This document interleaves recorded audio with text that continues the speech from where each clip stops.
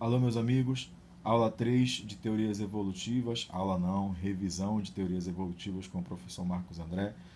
Neodarwinismo, ou teoria sintética da evolução, é a teoria aceita atualmente. O neodarwinismo ele tem um princípio básico, né? Que é pegar os princípios darwinistas, diferença entre os indivíduos da mesma espécie, sobrevivência dos mais adaptados, ou seja, seleção natural, e acrescentar. O neodarwinismo ele não mudou de forma consistente a teoria darwinista, vamos assim dizer. Ele não fez uma alteração drástica. O que o neodarwinismo fez, de fato, foi acrescentar, foi inovar ao apresentar os mecanismos que determinam a variabilidade genética, ou, com outras palavras, explicar o porquê os indivíduos são diferentes.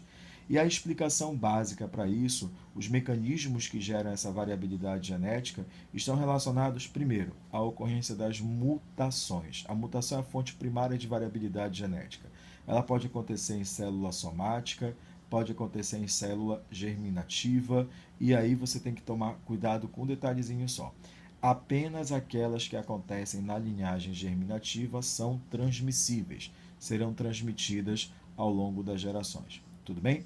Segundo, recombinação gênica que envolve fenômenos meióticos, como crossing over, a segregação independente dos cromossomos, e ela, de uma certa maneira, está diretamente associada ao processo de formação de células reprodutivas, já que é um evento meiótico.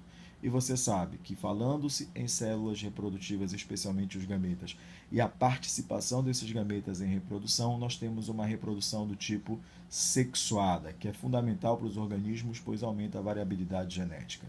Processos de migração, a quantidade de genes que foram introduzidos na população brasileira, por exemplo, em função dos imigrantes, criando essa miscigenação, que é uma característica inerente ao povo brasileiro.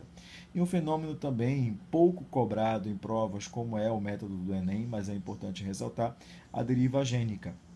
A deriva gênica é a redução da frequência de determinados alelos de uma população por um fator ocasional, que não tem relação direta com a seleção natural.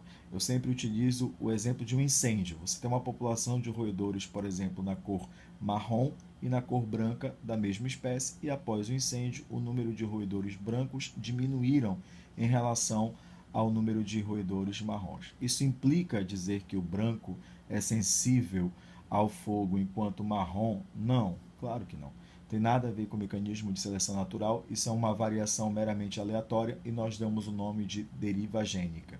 E dentro de um fator associado à deriva gênica, também você já deve ter ouvido falar do efeito do fundador.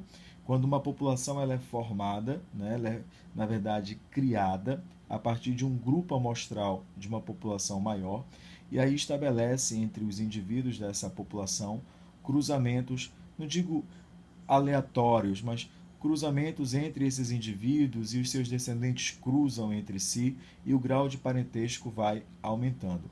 E esse cruzamento entre indivíduos aparentados é o que nós conhecemos como cruzamento consanguíneo endogâmico, e isso aumenta a probabilidade de homozigoses recessivas, de homozigoses deletérias. Por isso que nessas populações que são formadas, a probabilidade do aparecimento de uma falha genética é significativamente elevada.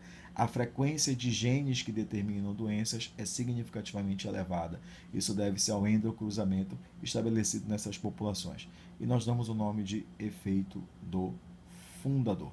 Segundo alguns autores, o efeito do fundador é um dos fatores responsáveis pela formação de novas espécies, ou seja, pelo processo de especiação. Tudo bem? Bom estudo. No próximo momento a gente vai gravar aí outras aulas bem informais, bem tranquilas mesmo, né, que esse que é o objetivo. O objetivo dos vídeos são justamente esses, tá? É te apresentar de uma forma bem resumida o conceito de biologia, os conteúdos de biologia, tá? Para demonstrar para que a gente tem condições de estudar em qualquer lugar, em qualquer momento. Tudo bem? Um grande abraço, fiquem com Deus, tchau, tchau.